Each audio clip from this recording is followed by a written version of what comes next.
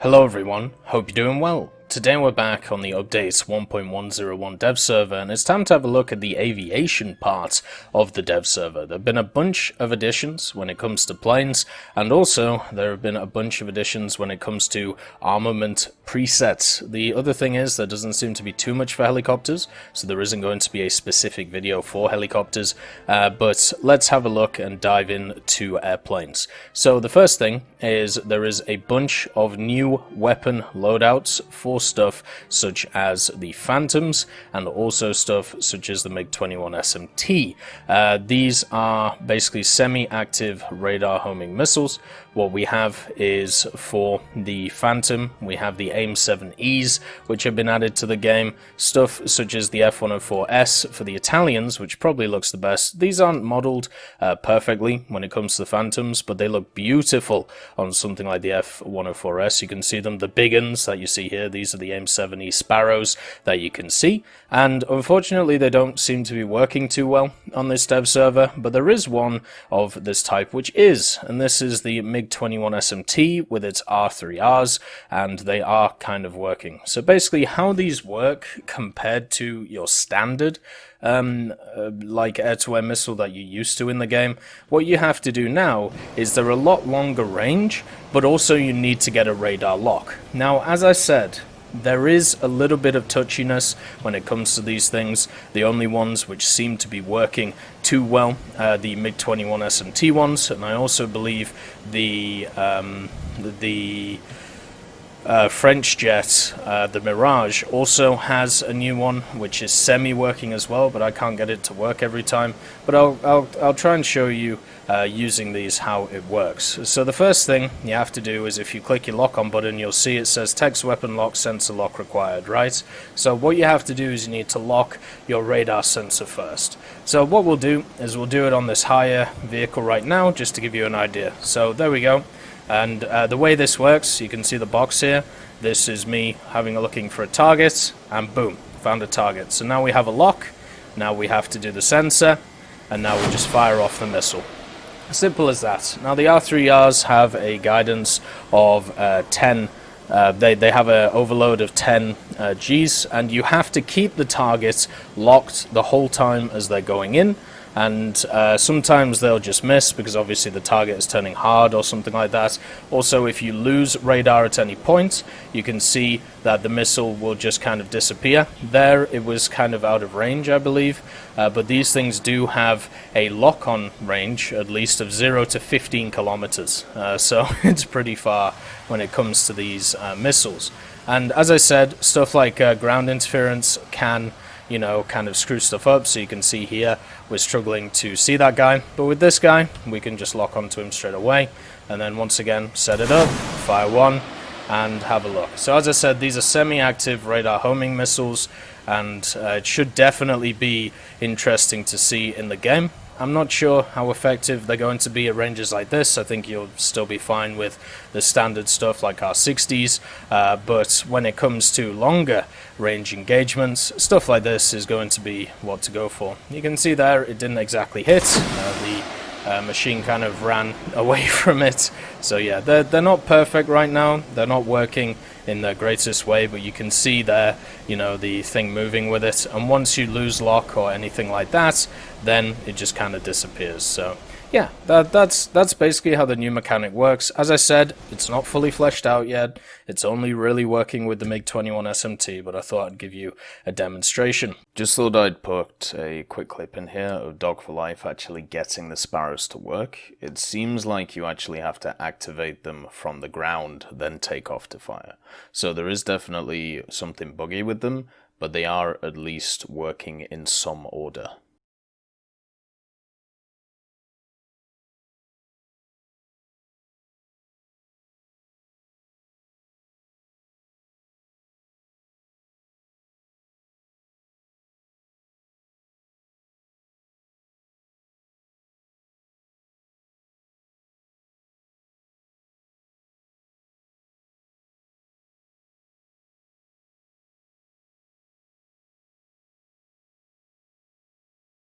Another thing that has been added to a bunch of planes for America is the fact that we now have mines in the game. So the mines are actually pretty cool. They're added to a bunch of ships. We'll go into it on the naval side of things, but on the plane side of things, there's actually been a bunch of mines added to. As I said, so far a bunch of American stuff. I'm sure in the future there'll be a bunch of others. So just to give you an idea. They are added to stuff such as the PV2D, the OS2Us, or the Kingfishers, the PBYs, the BTDs, the PBMs, the SB2Cs, and the SBDs. These things work, like I can show you on the Catalina. These things work as bombs as well. They don't have a full texture yet. Once you drop them, they do gain their textures. That's just a little bit of a bug once again. But they can be used as mines. These mines themselves are what's known as aircraft-laid magnetic mines, and they do a ton of damage to ships. You can also use them as bombs. We tested them in ground, and they do annihilate pretty much everything that gets near them because of the fact that they have 500 kilos of TNT equivalent. So yeah, these things are pretty beefy and very, very fun to use. So, you know, have a look for them on the battlefield. And as I said, if you want to see them tested, we did a bitch on the Twitch channel earlier. I'll leave a link to the VOD in the description. So let's get to the new vehicles that are on offer. The first one is the P47D 22RE. So this one is awesome because it's a vehicle that has been asked for a very long time from the community in general, and this is the Razorback P47. There are many versions of it, and this is one of them in the American tech tree, rank 3, battle rating 4.3, and the major difference between this and a standard P47, at least visually, that we've seen, is the fact that this vehicle has access to a different canopy. So you can see here this has the bubble canopy in the 25, whereas if you have a look at the Razorback has this more straight, you know, more angled, I suppose, thing instead of dome shaped. So that's the main difference between them visually. And as I said, this thing has access to the Pratt & Whitney R2863 18 cylinder, which is really nice. Another thing you might have noticed as well is now there are 5 lines in the American tree, so they have restructured the American tree. I'm sure it might be worth you having a look at this if you're researching certain things and it's going to change over, because obviously before there was only 4 lines, so we'll see how this impacts the game. Overall, it's just nice to see another P47. This should perform pretty similarly to the other P47s. It does have access to the same secondary loadouts and all of that stuff. So if you're used to the normal P47Ds, you'll be used to this one.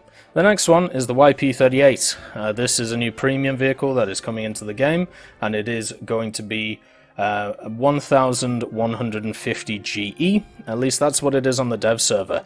This is a pre-production P38, and what it's going to be doing is replacing the XP38G. So this one is going to be taken out of the game when update 1.101 rolls around, so if you're interested in it, it might be worth having a look at it now. I would definitely recommend it. This vehicle is coming in at 3.0. It has access to the 37mm you find on the Aerocobras, which is kind of interesting and sets it apart from some of the other stuff, and also only has 15 rounds of ammunition. Also has access to 2 12.7s and 2 7.62, so definitely a reduced armament compared to some of the other P38s, and has access to the Allison V17 1027s, but it should be a joy to fly. The P38s for me are a very, very fun vehicle. Rank 2 as well. So you can do some of your tasks in it, but unfortunately not for stuff such as the Operation Summer event, which is going on right now. For Germany, Germany gets something interesting. The IL-28. This is the 4th IL-28 that we have in the game, 1 for China, 2 for the Soviets, and now 1 for Germany. This is going to be coming after the Arados, so it's going to be straight after the C3, and what it has access to is pretty much everything, which is the same as the, you know, the standard Soviet one. It has the 3,000 kilo bomb, with the 1400 kgs, which is nice, has the 1500, also the 100s, 250s, 500s, has access to the 23mm NRs, and also the back gunner as well. Seems very similar, if not exactly the same as the Soviet IL-28, but with, of course, a different skin. So yeah, at least it's a new cast plane for the Germans at a higher BR, so you don't have to drag up stuff such as the Arados, or just, you know, use the G91s. Maybe you could use this to research some of those pesky jets, which are hard to get. The next thing is for the Soviets. So we have, as I said, the MiG-21 with its new missiles. It can only carry, when it comes to these missiles, either R3Rs or R60s. It cannot carry a combined, which is something that a lot of the other machines can do. When it comes to the Phantoms, they can carry combined, like F7s and F9 and 9s, whereas this thing is not able to. So that is just something to, AIM 7s and AIM 9s, where it has to choose between. So just take that into account. They also come before the modification of R60s, and they are linked, so you will have to get these before you get them. So if you're planning to get the R60s, might be worth trying to get them now. Then we have the Su-7 BKL. This is an upgraded Su-7. The main upgrade is the skis, you can see. Another thing that I hope gets fixed, this is just kind of a funny thing, I hope this gets fixed before live, but when you actually spawn it in on a test drive, it looks like it's pretty happy to see you, if you know what I mean. So let's get back to looking at the vehicle. The main difference between this and the normal Su-7, as I said, is the wheelbase. It's just generally designed so you can land easier. And you can see that the standard Su-7B has 4 500s, 4 250s, 4 S24s, 28 S3Ks, and 64 S5Ks, whereas the Su-7BKL has access to all of this. So it has access to S5Ks, 160 of them, or 96 of them. So it has way more options when it comes to its loadouts, its secondaries. So if you're gonna, pick between which ones to use, I think you pick the BKL. It still has the ballistic computer, which is really nice, so you get to use that, and this should be quite devastating if you're able to have free reign of the air. Then you have the CY6, which is actually the Su6. This is the first production version of the Su6. It is a premium, so it's going to be a premium in the tech tree.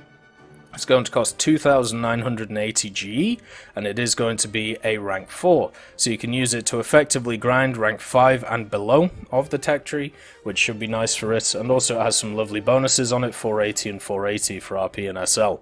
Does get access to the 23mm and not the 37s like the other standard Su6s, and the engine is slightly different as well. So it has the Svetstov M71 18-cylinder radial, 1700 horsepower, max power, and takeoff of 2000.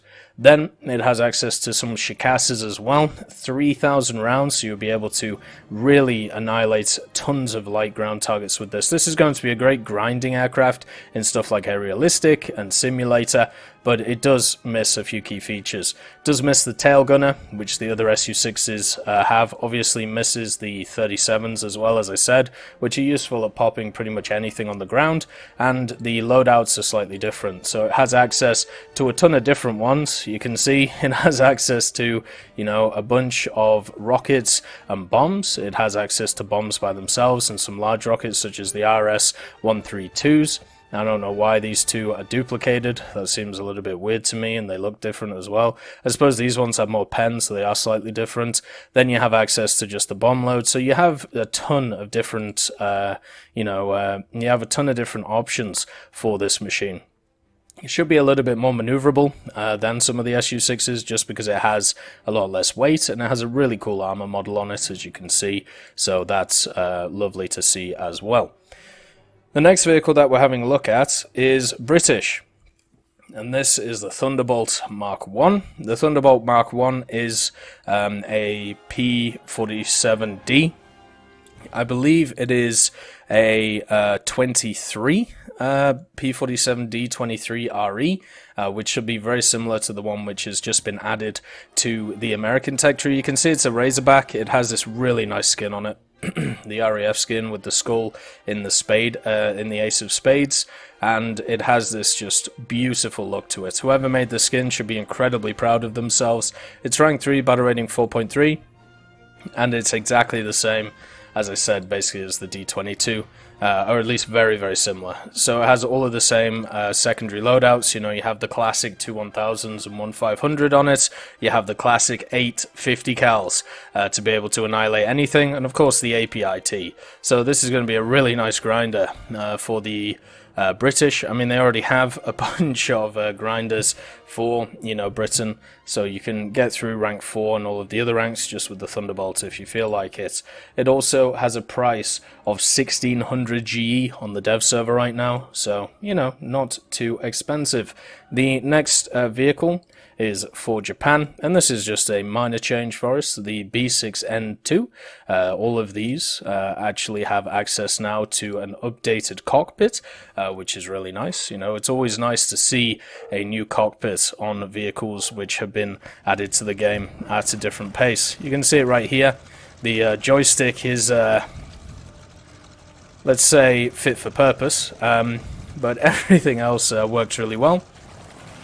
And I think the B6s were added just a little bit ago, so and all of them were added at once, so it's just nice to see that they are updating them as they go. And you can see the wonderful, well, I suppose it's not an aimer because, well, this thing doesn't need an aimer. You can see I think the shortwave radio probably, the guy looking into space over there, the wonderful navigator / bombardier. So yeah, it's just nice to see a little bit of update to that. Nothing else for Japan though, unfortunately. So it is on to the Chinese. The Chinese get the Q5 early, so that makes me think there's going to be a late version at some point. The Q5 is a modification of the J6A, which is a license-built version of the MiG-19, but it doesn't share too many similarities to the MiG-19, apart from maybe its overall shape. If you look at it in general, it's a completely different machine. It handles differently, it has different flight characteristics, it looks slightly different, all of this. It can only go 1400 kilometers an hour, so it can breach Mach 1, but it's not as fast as stuff like the MiG-19, and also it is much more designed as a CAS plane. It has access to two 23mm on the side right here with extended ammunition, so 120 rounds per gun, 240 overall, which is really nice. And also, when it comes to its modification, secondary armaments is a little bit lacking for what would be classed as a CAS plane. These are wrong. This is not what is actually, you know, on the machine. This should just show as you can see, the 14 heat rockets instead of just 20, so this is a bit of a bug. You can see it does have an internal bomb bay though, and I'll actually show you that because that's pretty cool. But the engines themselves are just Shenyang Liming WP6As, which are still pretty powerful. It will be interesting to see if this thing actually gets a place in the game. I think it should at least, you know, be dropped in BR. It does have an afterburner, as you can see. It does have a really nice cockpit as well. Doesn't have access to a ballistic computer though, so that is something to mention with the machine. And as I said, it's slightly slower than the MiG-19 and also the J6 that we have in the game, and it's slower in acceleration, slower in top speed, so you got to keep all of that in mind. So if you want to have a look at the bomb bay, this is what it looks like. You can open it even with the two bombs attached, and there you go. So it holds two bombs, two 250s, which is, you know, quite lovely. The two bombs drop at the same time, the outer ones, then the internal ones drop singularly as individual ones. So yeah, there you go. You can drop your bombs and then you can go and fight. The thing feels very nice to fly. I've got to be honest, there's something really magical about MiG-19s or MiG-19 equivalents, and obviously the wonderful air brake as well. So yeah, this is actually an indigenous design from China. You know, even though it's based off the MiG-19, it's kind of like how the TAM is based off the Marder, right? So it is wholly Chinese, which is cool. The next vehicle, which is on the agenda, is the B-17. Not the classic B-17. This is the B-17BS. So the B-17BS is a floatplane version of the B-17, which the Swedish have. It's as you can see, it's a version of the B-17B that you see there, and all it is just, you know, it has it has the fact that it can float on the water. Has access to two 950 kilo bombs and also the 8mm, which shred stuff. So that's, you know, really nice to see. But it's nothing crazy when it comes to the aircraft itself. Another thing to also mention is the Mirage is getting a new missile on it. The Mirage is getting the 530 and the 530E. So you've got the 530, which is right here. And then you have the 530E. The 530E. The 530E is a, as you can see, rear aspect. So this is the one we had before. This is supposed to be, I believe, some kind of semi-active, as I said before, like radar guided missile. But I can't get it to work properly. It seems to be very, very touchy with how it works. As I said, very similar to a bunch of the other missiles that I have, which are about. Like, I can get it to lock on, but I just can't get it to fire. So, unfortunately, we can't really test it. I'll try and show you here what I mean when it comes to it. And this will kind of show you how the AIM 7s are working right now. Like, I'm sure they'll be fixed. I'm guessing we'll have a second dev server. But you can see we've locked on, and it fires. Simple as that, and then it'll just track, and then it just won't because it doesn't feel like it. But then you're still left with some really nice missiles. Like the fact is, you know, the Mirage is a pretty cool vehicle. Lovely to see it added to the game, and these are just the normal air-to-air missiles, so they should just track normally, and you don't have to worry about, you know, the radar or anything like that. So we'll see. We'll see what happens in the future. Hopefully these semi-active ones get fixed. I'm sure they will as we go along. Anyway, that is all, or if not most, of the changes when it comes to aviation coming to the game in update 1.01. Have a lovely day, and I'll see you next time. I'd like to thank Ambrosius McClellan, B. Young, Battling Bacon, Blackie, Chris Giltnane, Conte Baraka, Daniel Stanton, Elove Goat, Jay Wilt, Martinez, Trigger Hippie, Universe, Eugens Terry, and also I'm Devilish and Samuel Slick for supporting the channel.